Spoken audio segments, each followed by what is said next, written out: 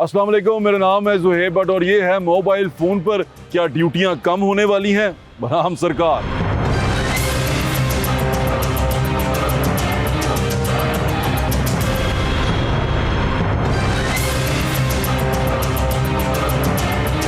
सवाल बड़ा अहम है कि क्या ड्यूटियां कम होने वाली हैं, क्या पीटीए फ़ोन जो पीटीए ड्यूटी लेता है आपके फ़ोन पर वो कम हो जाएगी। अभी मैं कुछ दिन पहले मेरा एक दोस्त मोबाइल लेके आया, उसने कहा यार ये 31,000 की इसकी कीमत है, वैल्यू है इस फ़ोन की और 30,000 रुपये इस पर टैक्स है। फिर इस टैक्स के अंदर जो हम पीटीए को पे करते हैं उसमें दो कैटेगरीज हैं, एक पासपोर्ट के ऊपर है और एक कैटेगरी उसके ऊपर है आईडी कार्ड के ऊपर है। फिर उसके अंदर एक और मसला ये होता है कि अपना पासपोर्ट जब आप लेके जाते हैं, कई दफ़ा ये हुआ है कि आप पासपोर्ट लेके गए हैं और आपने कहा कि मैं इस पर अपना फ़ोन रजिस्टर करवाना चाहता हूँ, उसका पीटीए पे करना चाहता हूँ, तो पता चलता है आपके फ़ोन पे पहले ही 5 लोग ड्यूटी दे चुके हुए हैं और 5 आपका जो आईडी कार्ड है या पासपोर्ट है वो इस्तेमाल हो चुका हुआ है इस साल के लिए। तो इस तरह के बहुत सारे मसाइल हैं हमारे मुल्क में। आपको पता है जब कोई कानून लगता है तो सबसे पहले उसको तोड़ने के रास्ते बनाए जाते हैं कि ये कानून है, इसको तोड़ने के ये रास्ते हैं और इस कानून के तहत, इन रास्तों के तहत हम इस कानून को तोड़ देंगे। वो तमाम चीज़ें की जाती हैं, उसमें वो लोग मार खाते हैं हमेशा जो बेचारे ठीक रास्ता अपनाने की कोशिश करते हैं, जो चाहते हैं कि हम कानून की पासदारी करें।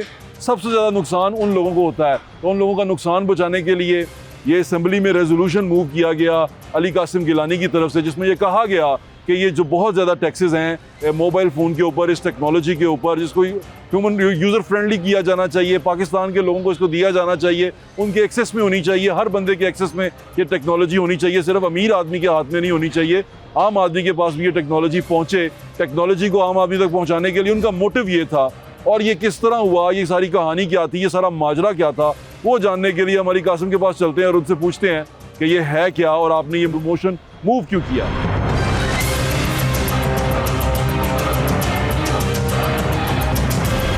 मोबाइल फ़ोन पे जो पीटीए टैक्स लगता है और बहुत सारे लोग उससे बहुत ज़्यादा परेशान होते हैं। कई लोगों के दोस्त बाहर से मोबाइल बेचते हैं और वो वहाँ पर पीटीए उसको अप्रूव नहीं करवा पाते। उसके ऊपर सरकार में एक बहुत बड़ी चेंजिंग, सरकार ने सोचा है एक बहुत बड़ी चेंजिंग करने का उस टैक्स के ऊपर। तो उस जो चेंज करने का जिसने सोचा है और वो जो रेजोल्यूशन जिसी ने फाइनेंस कमेटी में मूव किया, जो मेरे साथ मौजूद है अली कासिम गिलानी MNA हैं, उनसे बात करते हैं। अस्सलाम वालेकुम अली भाई। वालेकुम अस्सलाम। कैसे हैं आप? अल्हम्दुलिल्लाह। तो सबसे पहले बताएं कि ये मूव किया क्यों, क्या मोटिव क्या था आपका ये रेजोल्यूशन मूव करने का फाइनेंस कमेटी में? देखें आप, बहुत शुक्रिया, इतने इम्पॉर्टेंट मैटर में आपने मेरे से टाइम बनाया।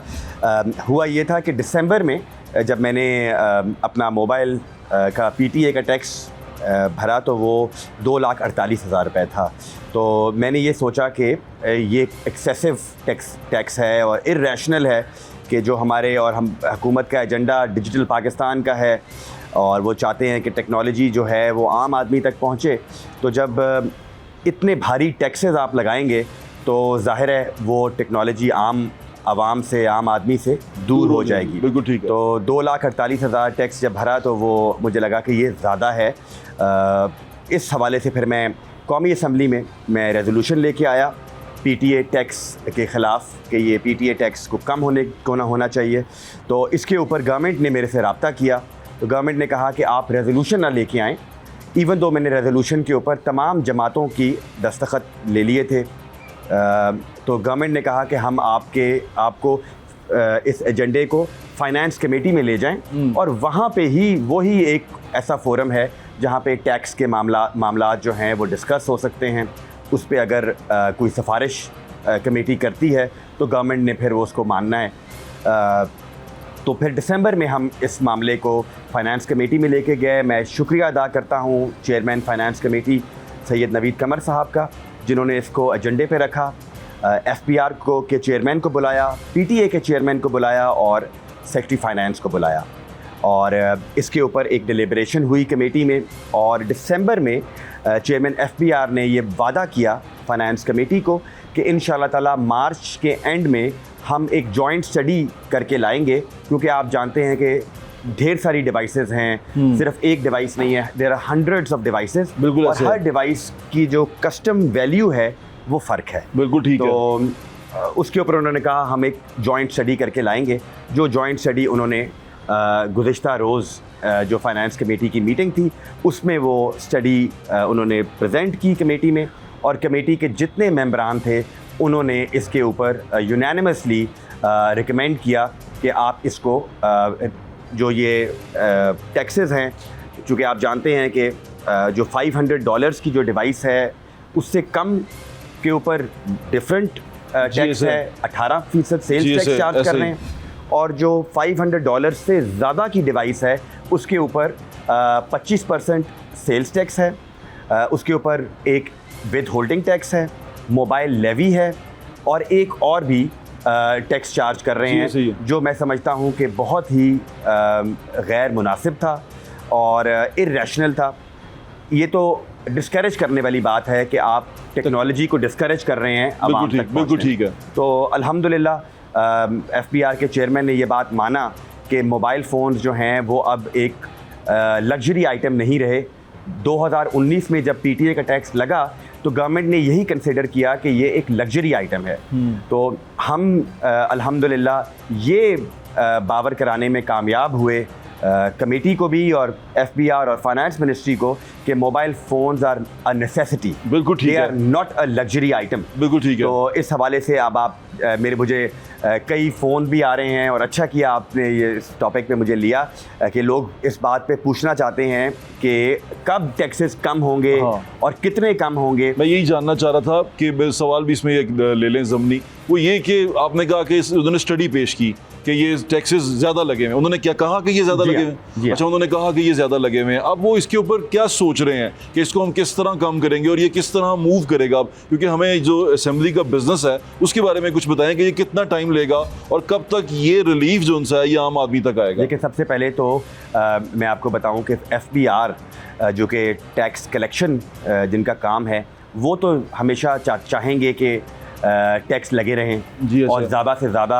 उनको टैक्स कलेक्ट हो, क्योंकि उन्होंने IMF के साथ भी कमिटमेंट्स होती हैं, उन्होंने अपने टैक्स टारगेट्स तय किए होते हैं। तो वो तो नहीं चाहते थे कि कोई टैक्स में कमी आए, लेकिन ज़ाहिर है एक ऐसा इम्पॉर्टेंट मैटर था और इस पे तमाम जमातों का कंसेंसस था कि वाकई ही ये जो PTA की मद में टैक्स कलेक्ट किया जा रहा है ये गैर मुनसिफाना है। ठीक है। तो इसमें मैं जो जनरल साहब हैं चेयरमैन PTA उनको भी एक्नॉलेज करना चाहता हूं कि उन्होंने कमेटी में आते साथ ये कहा कि PTA जो है वो इस टैक्स के ख़िलाफ़ है और हम नहीं चाहते कि हमारा नाम जो है वो इसका नाम PTA टैक्स के मशहूर हो गया। असल में ये PTA का टैक्स नहीं है, असल में तो ये FBR का टैक्स है।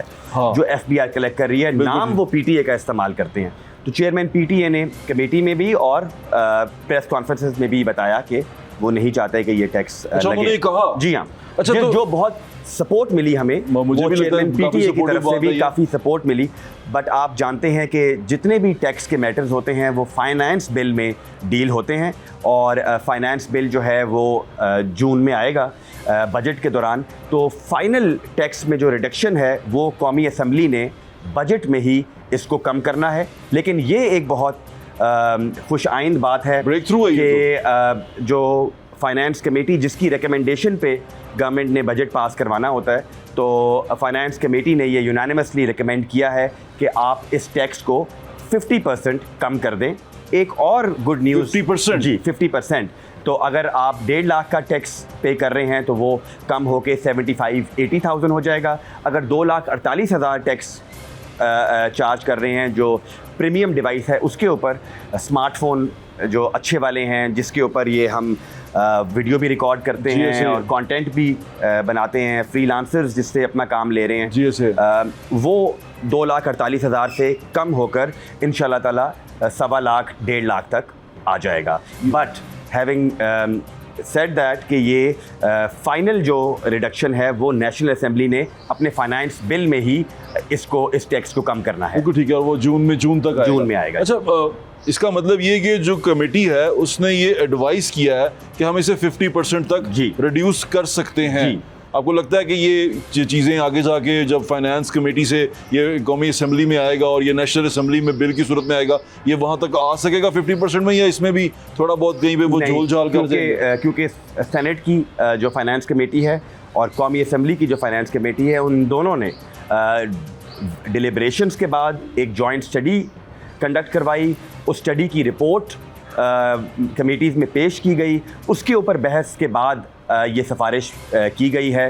तो मुझे पूरी उम्मीद है कि क्योंकि कमेटी में सिर्फ पाकिस्तान पीपल्स पार्टी नहीं बल्कि पाकिस्तान मुस्लिम लीग नवाज़, MQM, JUIF और दीगर जमातों का भी इसके ऊपर इनपुट थी।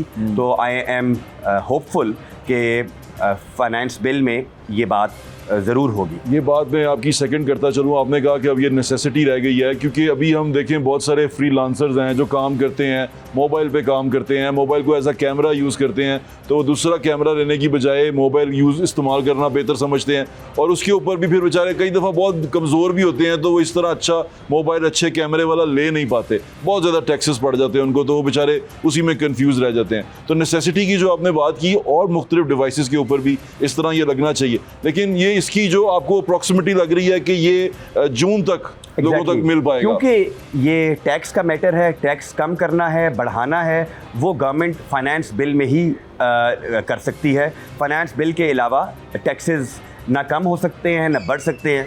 जो भी फाइनेंशियल मैटर है, it has to be dealt in the budget. तो जून जुलाई में ये टैक्सेस कम होंगे इंशाल्लाह ताला। और मुझे काफ़ी स्टूडेंट्स की तरफ से भी उन्होंने मेरे से रब्ता किया है कि लैपटॉप को भी आपने स्केड्यूल 8 में डाला हुआ है, जो कि लग्जरी आइटम्स को डील करता है। उसको भी लैपटॉप्स में भी एक्सेसिव टैक्सेशन नहीं होनी चाहिए, क्योंकि इससे लोगों का कारोबार चलता है, लोगों की पढ़ाई लोग लैपटॉप्स पे करते हैं। तो इंशाल्लाह आगे जाके लैपटॉप्स के ऊपर भी हम इसका टैक्स कम करवाने की कोशिश करेंगे। लैपटॉप और फ़ोन तो हो गया, और जितनी टेक्नोलॉजी है, ये जिस तरह कैमरे हैं या ये जो कैमरे हम यूज़ कर रहे हैं, और इस तरह की चीज़ें हैं जो हमें दुनिया के साथ मिलाती हैं या हमें दुनिया के साथ कम्पीट करने का मौका देती है, स्पेशली हमारी नौजवान नस्ल को, उसके लिए भी फिर होना चाहिए, कोई मूवमेंट होनी चाहिए या मूव किया जाना चाहिए। आप क्या सोचते हैं? बिल्कुल, इसमें क्योंकि मैंने तो PTA के टैक्सेस जो कि मोबाइल फ़ोन्स पे चार्ज हो रहे हैं, मैंने उसके ख़िलाफ़ आवाज़ उठाई और एक मुनज़्ज़म कैंपेन की, जिसमें मुझे तमाम जमातों का साथ था, आवाम का साथ था। तो आज हम इस नतीजे तक पहुँचे हैं। इंशाल्लाह ताला ख़वातीन के बहुत मसाइल हैं। They want to get rid of the period tax. ये जो सैनिटेशन की चीज़ें होती हैं ख़वातीन की, उसके ऊपर भी टैक्स चार्ज किया जा रहा है, तो उसके ऊपर भी नज़रसानी करने की ज़रूरत है। बट आई एम होपफुल कि गवर्नमेंट भी और जो हमारे फ़ैसला कुन इदारे हैं वो इसके ऊपर कॉमन सेंस के साथ काम लेंगे। एक डिपार्टमेंट उन्होंने एक फाइनेंस मिनिस्ट्री ने बनाया है, उसको बोलते हैं जी बजट ऑफिस। अच्छा। और वो एक नया डिपार्टमेंट है जिसने तमाम टैक्सेस के ऊपर डिलिब्रेशन भी करनी है। तो फाइनेंस मिनिस्ट्री ने हमें सपोर्ट किया है, एंड आई एम होपफुल कि आगे जाके भी हमें एटलीस्ट FBI को तो नहीं, क्योंकि FBI आपको पता है वो पुरानी सोच है उनकी, आउट ऑफ द बॉक्स सोचते नहीं हैं। तो इंशाल्लाह ताला hoping for the best. Thank you very much. आपका बहुत शुक्रिया अली भाई, ये बड़ा अच्छा एफर्ट था, और इसका अगर ये हो गया तो इसका सेहरा बिल्कुल आपके सर जाएगा, क्योंकि आपने इसके बारे में सोचा। मोस्टली तो इस बारे में सोच भी नहीं रहे ना, अब हमने ये छोड़ ही दिया, हम बेसिक सर्वाइवल में पड़ गए। मैंने शुरू किया ये कैंपेन तो मुझे अपने घर से, मेरे अपने भाइयों की तरफ से भी क्रिटिसाइज़ किया गया। उन्होंने कहा कि ये तो गरीबों का मसला नहीं है, ये अमीर लोगों का मसला है। और बल्कि उन्होंने मुझे ये भी कहा कि हमारी जमात का जो नारा है वो रोटी कपड़ा मकान है, रोटी कपड़ा मकान और स्मार्टफोन नहीं है। तो मैंने कहा कि नहीं, रोटी कपड़ा मकान स्मार्टफोन होना चाहिए, बिकॉज हमारा फ्यूचर जो है पाकिस्तान का वो IT के साथ मुंसलिक है। तो इसलिए जब तक अफोर्डेबिलिटी, टेक्नोलॉजी की अफोर्डेबिलिटी नहीं होगी, तब तक हम तरक्की नहीं कर सकते। आप बिल्कुल ठीक कह रहे हैं। आपके वक्त का बहुत बहुत शुक्रिया भाई, थैंक यू सो मच।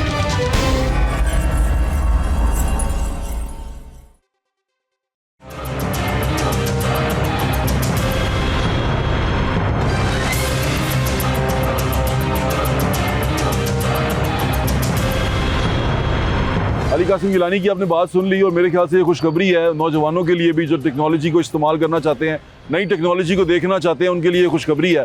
लेकिन अभी प्रॉब्लम यहाँ पर ये है कि यहाँ पर जो टेक्नोलॉजी आ भी रही है उसमें कुछ लोग फ़ायदा उठाते हैं। यानी कि एक होती है मार्केट, एक होती है ब्लैक मार्केट।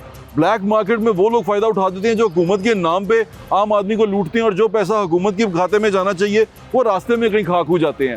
अब ये तमाम चीज़ें जानने के लिए और ये गोरख धंधा जानने के लिए हम यहाँ हॉल रोड में आए हैं, और हॉल रोड में हम बाबर महमूद साहब जो यहाँ के सदर हैं और यूज़ मोबाइल की जो एसोसिएशन है उसके सदर, उसके चेयरमैन भी हैं, उनसे पूछते हैं कि ये गोरख धंधा है क्या, ये किट क्या होती है, ये नया नया मोबाइल, ये डब्बा मोबाइल और उसके बाद जो यूज्ड मोबाइल बिकते हैं, इनकी मार्केट कैसी है और इसकी पैचिंग कैसे होती है, वो तमाम जो गोल गोल गुमेरियाँ हैं जो आपको यहाँ आके मिलती हैं, वो जाके डिस्कस करते हैं बाबर महमूद से।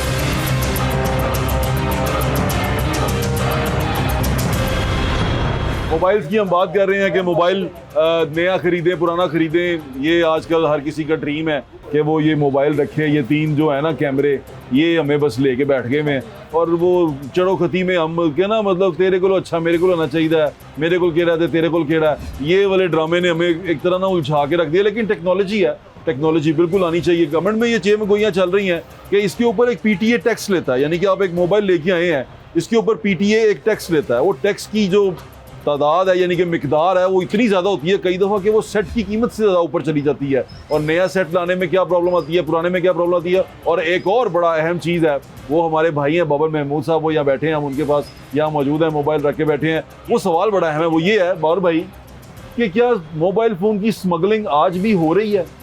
भट्ट साहब आप कैसे हैं? ठीक है, मैं ठीक हूँ, आप कैसे हैं? अल्लाह का शुक्र है। एक वक्त ऐसा था कि जब पाकिस्तान में तकरीबन सब मोबाइल स्मगलिंग होके आते थे, सारे स्मगलिंग, पूरे पाकिस्तान में स्मगलिंग होती थी। तब ये ड्यूटी, स्मगलिंग का मतलब ये होता है कि एक मोबाइल आया है, वो सरकार को कोई ड्यूटी नहीं दी गई, वो पहले कुछ नहीं किया आज गया, से चंद साल पहले आता था और वो आ गया है। वो उन्हें बिक गया, ख़त्म होगी पुरानी बातें। अब तो मेरा ख्याल तकरीबन 6-7 साल हो गए हैं कि यूज़ मोबाइल को पाकिस्तान में इंपोर्ट की इजाज़त मिल गई हुई है। ओके, ठीक है, ठीक जब है। आपको लीगल तरीके, क्योंकि हम लोगों ने इस पर कोशिश की थी दिन रात, PTA से और इससे चेयरमैन अब्बियार से मिल के और मुख्तलिफ वज़रा से मिल के उनको इस चीज़ पे कायल किया था कि आप अपनी कौम के बच्चों को सीधे रास्ते पे क्यों नहीं लगाते, आप इनको इंपोर्ट करने की इजाज़त क्यों नहीं देते। और अल्हम्दुलिल्लाह हमारी जो all Pakistan mobile phone association है उसका मैं प्रेसिडेंट भी हूँ।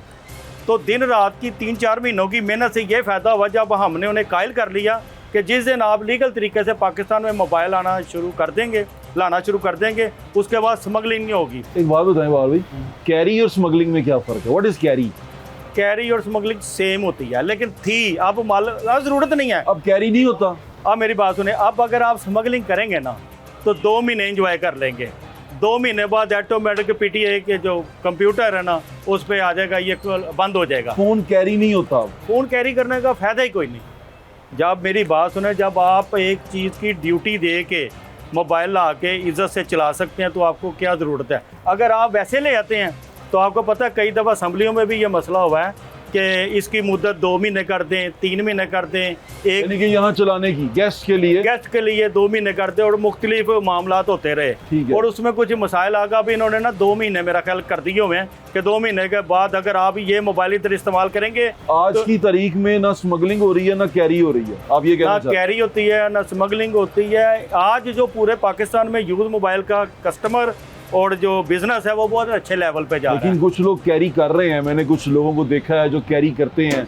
और वो कभी पिंडी से जाके माल उठा के लेके आते हैं किसी प्लाजे से, कभी किसी प्लाजे से जाके माल उठा के लेके आते हैं। उनके मोबाइल इसी तरह आते हैं बाहर से, जो चाइना में नहीं। वो परचेज करते हैं और यहाँ पर आ जाते नहीं, हैं। मेरी बात समझे, मुझे बताएं, अगर ये मैं मोबाइल ले आता है, कोई स्मगलिंग करके ले आता है, कोई मोबाइल व्हाट्सअप ऐसा नहीं है पाकिस्तान के अंदर अगर 20 करोड़ भी मोबाइल चाह रहे हैं तो PTA के डाटे पे वो पूरी सीरियल IMEI नंबर मौजूद है। बिल्कुल ठीक है। जैसे ही पाकिस्तान में इन होगा, ऑन होगा, ये वहाँ पे इन हो जाएगा। अच्छा ठीक है। और जैसे ही इसकी मुद्दत पूरी होगी, ये ऑटोमेटिक मैसेज आएगा, क्लोज हो जाएगा, इनको कहा जाएगा कि आप इसकी ड्यूटी जमा कराएं। अच्छा एक बात और शान भाई, ये पैचिंग होती है। जी जी, पैचिंग ये होती है कि एक IMEI नंबर किसी पुराने मोबाइल का नए मोबाइल पे पैच करके उसको चला दिया जाता है जी। और उसकी ड्यूटी कम पे की जाती है। वो 5,000-6,000 रुपए यहाँ पर हॉल रोड में लड़के बैठा करते थे, अब आपने कहा नहीं बैठते। जी बिल्कुल ऐसा बैठा ही। करते थे जो ये 5,000-6,000 लेते थे और पैच कर देते थे। आपसे मैं पूछता हूँ, आप बताएं वो क्या करते थे, क्या तरीका क्या जी था? पुराना तरीका तो बिल्कुल इसमें भट्ट साहब आपने कहा, इसमें कोई शक नहीं, वो ऐसा ही था। क्या था? पहले जब फ़ोन आते थे तो लोग अपने कंप्यूटर के ऊपर बैठ के इंटरनेशनली सॉफ्टवेयर परचेज करते थे, उस परचेज के ऊपर उस फ़ोन को लगाते थे, एक नई फाइल जनरेट करते थे, एक फेक IMEI बनाते थे और उस फ़ोन को चेंज करके वो रजिस्टर्ड IMEI जो पाकिस्तान में पहले से रजिस्टर्ड था, उसके ऊपर वो फ़ोन चलाते थे। उसका नुकसान ये होता था कि एक ही आईएम पे कई कई फ़ोन चलते रहे हैं, जिसकी वजह से सिक्योरिटी मसाइल होते थे। फिर हुकूमत ने हमारे साथ भी ताउन करके, हमें भी सब बात करके, फिर उन लोगों के ऊपर भी एक्शन करके ये पैचिंग करते रहे, ये पैचिंग करते रहे। वो तो आज भी करते हैं, कहीं ना कहीं वो लोग बैठे हुए हैं वो करते हैं। अच्छा मेरी बात सुनिए, मैं इसके भी ज़रा थोड़ा जी क्लियर बताएं। कर दूं, अगर मैं ये सेट अकेला यूज़ कर रहा हूं तो इसका मतलब है पैच नहीं है। अगर किसी के पास कोई दूसरा सेट है जो स्पेशल छोटा सेट है तो समझ ले फिर पैच है, और ये भी तकरीबन ना होने के बराबर हो गया। मैं आपको कह रहा हूँ PTA के जो सिस्टम है ना, उस पर अगर 2 IMEI चलेंगे ना तो उनको ये भी पता चल जाएगा। चलिए इससे एक कदम आगे आते हैं। एक होता है कि जब आप फोन आ गया आपका, अब वो यूज्ड आया है या नया आया है, जो भी है, उस पर PTA एक टैक्स लेती है। वो PTA कहती है कि ये टैक्स है, उसके ऊपर ये आपने देना। और 2 तरह का टैक्स जो मैंने लिस्ट देखी है, एक ID कार्ड के लिए होता है, एक शनाख्ती कार्ड के लिए होता है। ये दोनों में क्या फ़र्क है बाहर भाई? पासपोर्ट पे और एक ID कार्ड के ऊपर, ये क्या होता है? आप और भी आप। अच्छा, जब आप पासपोर्ट पे लाते हैं ना तो ये एयरपोर्ट पे आपको एक फेवर दी हुई कि आपको कम ड्यूटी लगेगी। वो कितने सेटों की होती है? एक पासपोर्ट पे कितने सेट आते हैं? अगर आप एक पासपोर्ट है मेरा, 1 या 2 से ज़्यादा की इजाज़त नहीं है। मैक्सिमम 3 है मैक्सिमम। इंपोर्टर के लिए इम्पोर्ट तो जो करेगा वो तो हज़ारों ला सकते हैं ना, कोई भी मर्द। जो हज़ारों लेके आता है उस पे क्या ड्यूटी देता है वो एक सेट के ऊपर? एक मिसाल के तौर पे अगर पाकिस्तान में ये सेट आना है ना, हाँ। तो इसकी पहले सीरियल जो इधर पहुंचेगी PTA को, ये जिस सेटों की अप्रूवल देगा, एक्सेप्ट करेगा, वही सेट इंपोर्ट होके आ सकते हैं। अच्छा। और इनकी फिर ये कानूनी रास्ता बता रहे हैं। कानूनी रास्ता बताया। मैं आपको बताऊं, आपका PTA का सिस्टम इतना ज़बरदस्त है ना। नहीं इतना जबरदस्त नहीं है, मैंने देखी है मोबाइल ना। चले वो आगे चले। मोबाइल देखा, सिस्टम नहीं देखा, सारा कुछ देखा, कैरी जहाज पे से आते हैं, सारा कुछ होता है, कार्गो से लड़के जाके उठाते हैं। अंदराज होते हैं। अभी तो मैंने स्टिंग ऑपरेशन नहीं किया ना, मैं फिर बता रहा हूँ ऐसे होता है। अच्छा चले ये बताएं कि ये जब आपका फोन आ गया, अब इसमें ID कार्ड और पासपोर्ट के ऊपर डिफरेंट क्यों है ड्यूटियाँ? ज़ाहिर है बहुत सारे, मिसाल के तौर पे मैं बाहर से सेट, मेरा कोई गेस्ट ले आता है, 2 महीने चलाता है, जाती दफ़ा मुझे दे देता है, वो मुझे दे देता।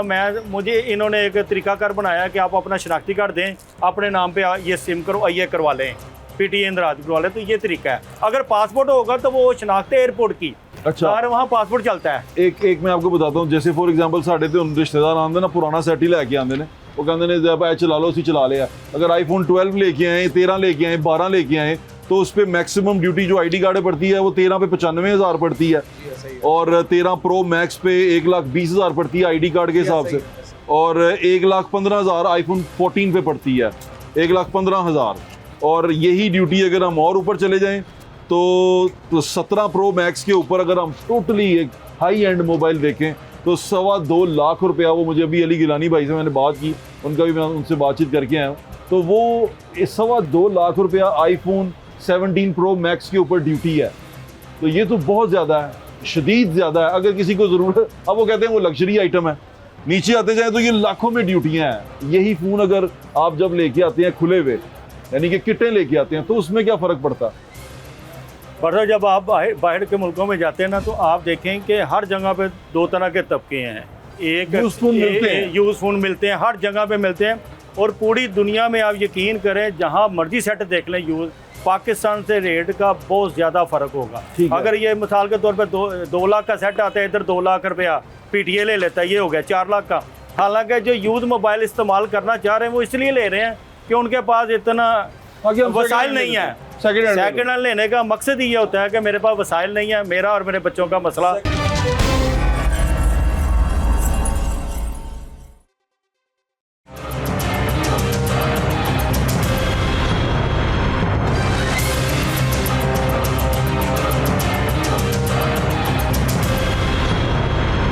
iPhone 17 तो चलो 17 Pro Max बेचा किसी ने, वो 17 Pro Max पे ड्यूटी है 2.25 लाख रुपया, उन्हें बेचे और 2.25 लाख को कहता मैंने पहले पूरा करोगे फिर आईफोन की कीमत तुहानू देंगा, पहले 2.25 लाख पूरा करो। मतलब पासपोर्ट और जो ये तरीक़ेकार का है ना कि पासपोर्ट का मतलब ये है कि 60 दिन के अंदर आप पासपोर्ट पे करेंगे, तो अगर 2.25 लाख है तो 1,85,000 के ऊपर आपको 30 से 35,000 का फायदा ले लेंगे। शनाख्ती कार्ड पे वही फ़ोन आईफोन रजिस्टर्ड करेंगे तो 2,25,000 रुपये। पहले तो 2,25,000 अमाउंट खड़ी हो गई। पहले तो सर ये तरीक़ेकार ही ठीक नहीं, वो 2,25,000 अमाउंट खड़ी हो गई ना। जी खड़ी होगी अमाउंट। अच्छा, अमाउंट जो खड़ी हो गई वो उसकी कीमत के अलावा है और वो देनी ही देनी है जितने हाथ बिकेगा। हर सूरत में देनी है। जितने हाथ बिकेगा वो 2.25 देना ही देना। ऐसा ही नहीं बट साहब वो एक दफ़ा रजिस्टर्ड करवाना पड़ता है एक बस। दफा। नहीं, जो बेचेगा हूं मैं बेचना 2,25,000 देता, मैं क्लियर कराया जी। मोबाइल जी जी और मैं बार भाई नु देना है, बार भाई का अब वो नहीं पे आप करेंगे। PTA मुझे तो पे करेंगे ना। हाँ। मैं कहूंगा भाई 2.25 ते मैं लाया जी, मैनू जी, देओ। वो सेपरेट तो नहीं देंगे ना, उसका कीमत- कोई मखसूस कीमत में ऐड हो रकम जाएगा। कीमत के अंदर ऐड करेंगे ना हाँ। बार भाई, यानी कि वो 2,25,000 तो खड़ा हो गया ना वहाँ पे, और उसके बाद आईफोन की कीमत है इसलिए उसमें ऊपर नीचे इसलिए हो जाए। पूछते हैं कि बगैर PTA या विद PTA, नॉन पीटीए या PTA ये चीजें अच्छा। होती हैं। इसका मतलब हमें जो कीमत पड़ेगी वो 2,25,000 के साथ पड़ेगी, सरकार ले जाती जी, है। ऐसे। अच्छा, अभी सरकार वाली चीज़ों पे मैं आ रहा था, ये कितना एक मुश्किल होता है PTA के टैक्सेस के साथ जूझना, अब आके आप बताएं ज़रा, मुश्किल किस चीज़ का मतलब? ये क्या ज़्यादा है टैक्सेस? टैक्सेस बहुत ज़्यादा हैं। आप मुझे बताएं, आपके पास ही बाहर से जब सेट आते हैं, बड़े मज़े से बंदा आपको कज़न आपका सेट दे अभी जाता दे रहा था है। मुझे, मैं कहा वापस ला यार। जब 2-2.25 लाख आपको पता लगता है, लाख रुपया 1.5 लाख रुपया ड्यूटी देनी है, तो आप वापस रख देते हाँ, हैं मैं तो कहता कि ना यार मेरी क्या फेवर हो गई। देखिए जी, मैं तो आप ये कहना चाहता हूँ आपके चैनल और आपकी वसासत से, ये पूरे पाकिस्तान में हर बंदा डब्बा पैक सेट नहीं खरीद सकता। ठीक है, आज छोटे बच्चे से लेके बड़े आदमी तक हर हमें बंदे टेक्नोलॉजी की चाहिए ना जी। टेक्नोलॉजी बच्चों चाहिए। ने ऑनलाइन क्लासेस पढ़नी है आजकल, सारा कुछ ऑनलाइन है, ऑनलाइन है, हर चीज़ हमने करनी है, उसके ऊपर ही है। अपनी कौम को ये आसानियाँ देनी चाहिए। हुकूमत पाकिस्तान को सोचना चाहिए कि भाई यूथ मोबाइल वालों को इंटरनेशनल ड्यूटियाँ रख लें। मेरा एक दोस्त, चले मैं बताता हूँ, मेरा एक दोस्त जो है ना, वो ओप्पो का फ़ोन लेके आया है, और 31,000 रुपये का फ़ोन हमने पता कराया वो था, तो उसने 30,000 रुपये ड्यूटी। अच्छा, मैं आपको एक पते वाली मज़े वाली बात बताऊँ। असल मसला क्या है, ये जो पूरे पाकिस्तान में यूज़ फ़ोन है ना, पूरे पाकिस्तान में ये को 5-6% से ज़्यादा नहीं बिकता। 95 से ज़्यादा जो सेल है ना, वो डब्बा पैक किया है। ऐसे कैसे कह रहे हैं आप? बिकते हैं नहीं, मेरी बात सुन ले, आपको अंदाजा नहीं डब्बा पैक। यूज फोन बेच के मैं पता आपको नहीं कितने अमीर मैं हो आपको गए बता रहा हूँ, कहाँ से क्या कर गए हैं। अभी आपको बताता हूँ। और सुन तो ले, एक कुछ लोगों ने तो दुबई में बहुत बड़े बड़े काम कर लिए हैं यूज फोन बेच मैं आपको बता रहा हूँ बट साहब, आपका मसला ये है कि आपके ताल्लुक ऐसे रहो यूज फोन वालों से। हाँ। अगर डब्बा पैक वालों के आप काम देख लें तो आप सर पकड़ के बैठ जाएं यार। अच्छा ये तो जी। पाकिस्तान चला सकते हैं माशाल्लाह। इतना बड़ा काम है डब्बा पैक का, हर बंदा नहीं कर सकता, बहुत महंगा काम है। मैं आपको बताता तो हूँ, डब्बा पैक बिक रहा है। 95% आप FBR की कस्टम की साइड पे जाके डाटा निकलवा लें, आपको पता चल जाएगा यानी पाकिस्तान कि में पाकिस्तान में जो सिर्फ ये किटें हैं, जिसे आप किट कहते हैं, हाँ। ये सिर्फ 5% बिकती हैं। मैक्सिमम। बहुत ज्यादा, बहुत कम बता मैं रहे कह हैं। रहा आप इसकी रिपोर्ट निकलवा लीजिएगा, आपको पता चल जाएगा। अच्छा, अगली मजेदार बात सुन ले, डब्बा पैक वाले दिन रात कोशिश कर रहे हैं, ये जो 4-5% पूरे पाकिस्तान में कम सरमायादार लोग काम कर रहे हैं, वो ये काम ना कर पाए। वो बार बार कोशिश करते हैं वहाँ जाके इस्लामाबाद अपनी ताकत से, अपने ज़ोर से, कि किसी तरह यूज़ फ़ोन की इंपोर्ट बंद करवा दी जाए, ताकि ये डब्बा पैक ही पूरे पाकिस्तान में जारादारी हो जाए। तो डब्बा पैक भी फिर जब हमें नहीं, चेंज करना होगा तो हम बेचेंगे तो सही। नहीं, वो और चीज़ है, ये कवर करते हैं आपको जो बाहर से मोबाइल आते हैं, ये अच्छी ये वो कंडीशन है, में, ये किट कहते हैं ये किट कहते हैं। दूसरा, अब जब ये बंद नहीं ना करवा पाते तो वो कोशिश करते हैं किसी तरह इनकी ड्यूटी इतनी करवा दी जाए ये सेल ना हो सके। आज ये जो आप लाखों की बातें कर रहे हैं ना, ये ड्यूटी ईमानदारी से नहीं लगी हुई, ये ताकतवर लोगों ने, डब्बा पैक के जो ओनर्स है ना, उन्होंने करवाई हुई है। अच्छा, होता कि अगली बात आपको पता है कि बिल्कुल बताओ, बताएं। एक सेट ये है, एक सेट डब्बा पैक है, तो वो कोशिश करते हैं कि अगर इसकी ड्यूटी ज़्यादा हो जाए तो हम अपनी मर्जी से जैसा मर्जी बेच सकते हैं, इसकी सेल रुक जाएगी। वो कहते हैं लोग ये ऑप्शन पे नहीं जाएंगे। नहीं जाएंगे, वो रेट ही इतना हो। अच्छा बताएं, रीफर्बिश क्या होते हैं? आप किटों में भी तो 2 नंबरियां करते हैं लोग, वो किटें जो सी हैं उसके अंदर रीफर्बिश करते हैं, मोबाइल के अंदर कुछ और होता है, बॉडी कुछ और होती है। बरसा मैं आपको बताता हूँ होता क्या है, जब आप ये आपने मेरे आगे क्यों रखा? नहीं, मैंने आपको ये बताना है कि आपको पूरे पाकिस्तान में ना ऐसे का लोग मिल जाएंगे जो चलते फिरते एजेंटों से सेट खरीदते हैं। मिसाल के तौर पे हमारी मार्केटों में अक्सर पहले ये हुआ करता था, एक कस्टमर आया सेट बेचने, दुकानदार ने रेट लगाया, कोई दूसरा कस्टमर खड़ा है ना, तो उसका वहाँ रेट नहीं बना, वो उसके साथ ही चल पड़ा है कि भाई ये सेट मुझे सेल कर दो। तो वो आगे वो फ्रॉडिये होते हैं, धोखेबाज होते हैं, चलते फिर उनसे गाहक से सामान लेंगे तो इस तरह होगा। आप किसी प्रॉपर दुकान की कोई शिकायत बताएं हर रोड की या फीस सेंटर की कि हमने प्रॉपर दुकान से सामान लिया है और उसकी किट में फ़र्क होगा तो हम जिम्मेदार हैं। यानी कि ये किट जो बताएंगे ये वही है। जो पूरे पाकिस्तान में ना कोई बाहर से माल ले, चलते फिरते से ले ले तो लेकिन ऐसा होता है, चलते फिरोगे। मुझे कोई दुकानदार जरूर बताइएगा ये कि रीफर्बिश सेट क्या होता है? ये नए की सेकंड क्लास होती है नए के बाद रिफर्बिश आ जाता है। रिफर्बिश आता है, हाँ, इनको जरा सवारा होता है उन्होंने जो कंपनियों को रिफर्बिश को सवारा होता है, सवारा होता है अमेरिका वगैरह में। जी, बट साहब, फेंका होता है ना, मैं- जो फेंकते भी हैं टूटता नहीं है, एक नहीं वो टूट जाता है, वो वो टूट जाता है। एक मिनट चाहता हूँ आपका, मैं आपको थोड़ा ये डिफाइन कर दूं कि होता ये है कि ये जो यूज़ फ़ोन आता है पाकिस्तान से बाहर से, वो होता है बड़ी अच्छी, जैसे लोगों को आईफोन यूज़ करने का। अब आईफोन एक डब्बा पैक जो आम यहाँ पे 20, 25, 50 हज़ार वाला फ़ोन है, लाख वाला फ़ोन है, आईफोन उसका कोई जोड़ नहीं है। वो आईफोन जब पाकिस्तान में आएगा तो होता ये है कि वो एक आम बंदे की ख्वाहिश है, हर बच्चे की, हर एक जवान की, हर एक काम करने वाले की, वो फ़ोन लेना चाहता है कि वो मुझे लाख रुपए की रेंज के अंदर अगर वो फ़ोन डब्बा पैक लूँगा तो वो टेक्नोलॉजी नहीं हासिल कर सकूँगा, आईफोन लूँगा तो वो मुझे हर तरह की टेक्नोलॉजी मिलेगी। टेक्नोलॉजी का दौर है। जब यहाँ पे वो आता है तो वो जो ड्यूटी है, जैसे 1.5 लाख का अभी को 3 साल पुराना फ़ोन है 15 प्रो मैक्स, उसकी ड्यूटी है, उसकी कीमत है, बाहर से अगर आप लेके आएंगे कोई तो वो कहेगा पाकिस्तानी 1 लाख 1.25 लाख रुपए में पड़ेगा। यहाँ पे आके उसकी ड्यूटी देंगे तो वो 75,000 रुपये की ड्यूटी है। तो असल प्रॉब्लम ये है कि डब्बा पैक क्यों ज़्यादा यहाँ पे ज़्यादादारी कर रहे हैं या बिकता है, या वो कोशिश करते हैं कि ये ड्यूटियाँ कम ना हो और इसके बात ऊपर भाई, ये अभी सरकार ने ये सोचा है कि इसको 50% तक कम किया जाए, क्योंकि एक जो फाइनेंस कमेटी है उसमें अली गिलानी साहब ने एक रेजोल्यूशन मूव किया नेशनल असम्बली में, उन्होंने उसने उसको फाइनेंस कमेटी में भेजा। फाइनेंस कमेटी ने ये डिसाइड किया, वहाँ FBR की रिपोर्ट जमा हुई है, वहाँ पर PTA की रिपोर्ट जमा हुई है। PTA के चेयरमैन बकौल अली गिलानी के उन्होंने कहा है कि हम तो इसके हक में भी नहीं है, और उसके बाद उन्होंने ये भी कहा है कि जो FBA सारा टैक्स FBA लेती है, नाम PTA का आता है, तो ये हमारे उसमें नहीं है। तो उन्होंने डिसाइड किया है कि इसको जो नेक्स्ट बजट आ रहा है उसमें 50% कम किया जाए, उससे कोई फ़ायदा होगा। बिल्कुल आम बंदे की पहुंच में और सेट चला जाएगा माशाल्लाह। जो आपका कज़न सेट दे के जाता है आप PTA आराम से करवा लेंगे। मैं नहीं करवा पाऊंगा फिर भी मैं गरीब आदमी नहीं, मैं ये अली, पहले तो हम अली गिलानी साहब का शुक्रिया अदा करता हूँ कि ये इतना करीब से अली देखते कासिम ने, हैं, जी। अली कासिम साहब ने, तो उनका शुक्रिया अदा करता हूँ जी, उनकी मेहरबानी है कि आप देखें ना, हमारी तो कोशिश ये होनी चाहिए ना कि ये गरीब के बच्चे के पास भी हो, तनख्वाहदार के पास भी हो, उनके बच्चों, अब तो हर स्कूल की ज़रूरत है, कोई भी काम कर ले ऑनलाइन चला गया। तो ये अगर ड्यूटी कम हो जाए तो मैं समझता हूँ कि जो लोग अभी मोबाइलों से दूर हैं ये मोबाइल उन तक पहुँच सकते हैं, और हुकूमत को सोचना भी चाहिए।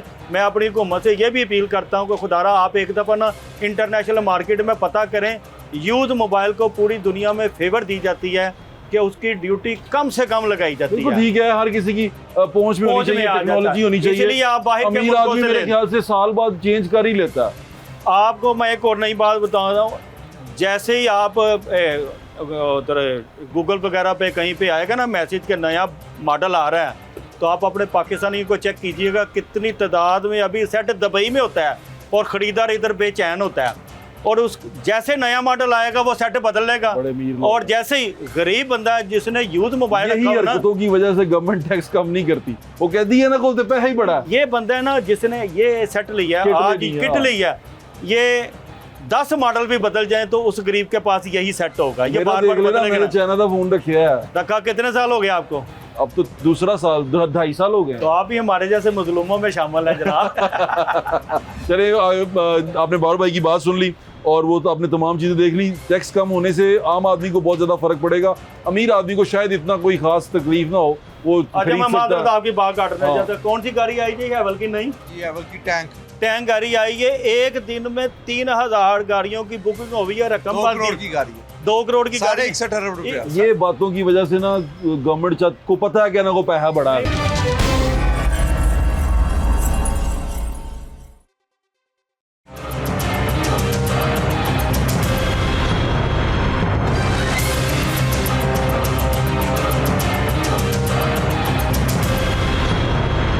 आपने बाबर महमूद की बात भी सुन ली और आपने अली कासिम गिलानी की बात भी सुन ली।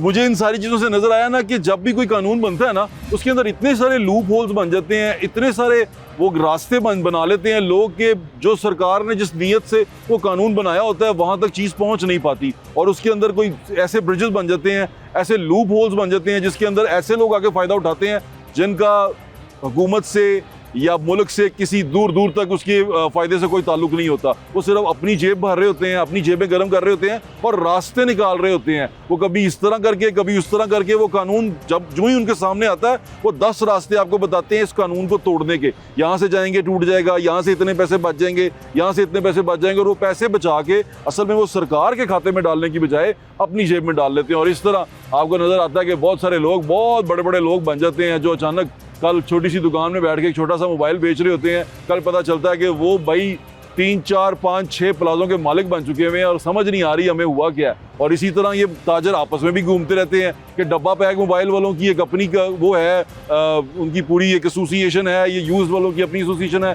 डब्बा वाले चाहते हैं कि यूज़ ना बिके, यूज़ वाले चाहते हैं कि डब्बे वाले हमें मार्जिन दें। तो ये तमाम चीज़ें चलती रहती हैं, यानी कि हेल्दी कंपटीशन की बजाय हम कोशिश ये करते हैं कि किसी तरह ढा लीए, यानी सुट लीए तो अपना काम चला लीए। इस तरह कौमें तरक्की नहीं करती, ना ही आगे बढ़ती हैं। और टैक्स जब लगाया जाता है वो सरकार के लिए लगाया जाता है, फिर सरकार उस पर पहरा देने की बजाय सरकारी अफसर उसमें से खाना शुरू कर देते हैं। वो कहीं ना कहीं लूप होल्स निकाल के उनको दे देते हैं, कोई ना कोई रास्ता निकाल के दे देते हैं। इसलिए मैं हमेशा कहता हूँ कि चोर को ना पकड़ें, चोर की माँ को पकड़ें जो ये चोरियाँ करवा रही है, ताकि आपको जब आपको पता चल जाएगा ना कि ये अफसर, ये लोग चोरियाँ करवा रहे हैं, इनको पकड़ा जाए जो खजाने को नुकसान पहुँचा रहे हैं, तो मेरे ख्याल से आप इस कानून को बेहतर तरीके से लागू कर सकेंगे और सरकार को, पाकिस्तान को, मुल्क के कौमी खजाने को फ़ायदा हो सकेगा, ना कि किसी फ़र्द वाहिद को फ़ायदा हो। अपना ख्याल रखें, मुझे ज़्यादा इंशाल्लाह फिर मुलाकात होगी। अल्लाह हाफ़िज़। पाकिस्तान हमेशा जिंदाबाद।